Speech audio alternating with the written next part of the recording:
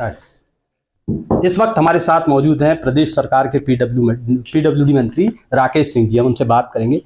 आप यहाँ आए हुए हैं, महाराष्ट्र में भी आप गए हुए हैं। चूंकि कटेंगे बटेंगे तो कटेंगे नारा काफी चला है, बहुत हद तक इस पर राजनीति भी हुई है। किस तरीके से आप महाराष्ट्र में रहे, क्या देखा है, क्या समझ आता है? मैं महाराष्ट्र का पहले को इंचार्ज रहा हूँ और मैंने वहाँ पर देखा है कि भारतीय जनता पार्टी के प्रति लोगों का रुझान धीरे धीरे बढ़ता गया है।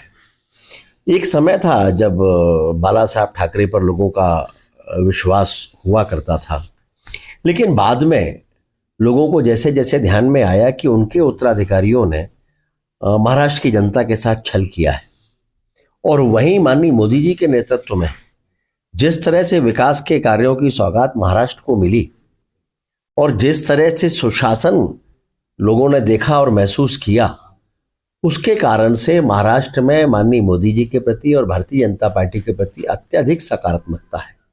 और हम कह सकते हैं स्पष्ट रूप से इस चुनाव में भारतीय जनता पार्टी गठबंधन की ही सरकार बनने जा रही है। पंडित धीरेन्द्र शास्त्री की पदयात्रा में आप शामिल हो रहे हैं।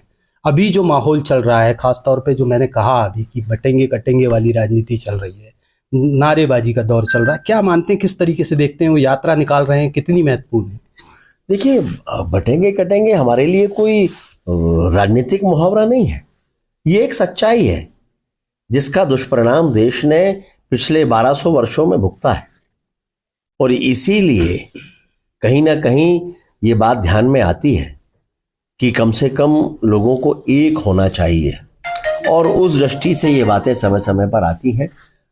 हम सभी पूज्य धीरेन्द्र शास्त्री जी का सम्मान करते हैं और उन्होंने जो यात्रा प्रारंभ की है वो सनातन को समर्पित है और जो यात्रा सनातन को समर्पित है उसके लिए हम सबके मन में सम्मान है और मैं भी व्यक्तिगत हैसियत से उस यात्रा में शामिल होने के लिए जा रहा हूँ। छिंदवाड़ा में लंबे समय बाद भाजपा यहाँ काबिज हुई है, खासतौर पे संसदीय क्षेत्र में विकास की संभावनाओं को कैसे देख रहे हैं?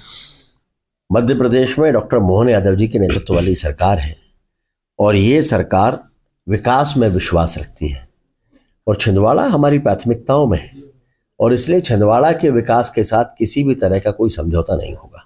प्रदेश में 2 जिलों में उपचुनाव हुए हैं, क्या स्थिति है? अभी जो मतदान हो चुका है, क्या देख रहे हैं? भारतीय जनता पार्टी की ही जीत सुनिश्चित है और इसीलिए कांग्रेस ने तमाम तरह के आरोप लगाना शुरू कर दिए हैं ताकि उनको लगता है कि इन आरोपों से उनकी फेस सेविंग हो जाएगी।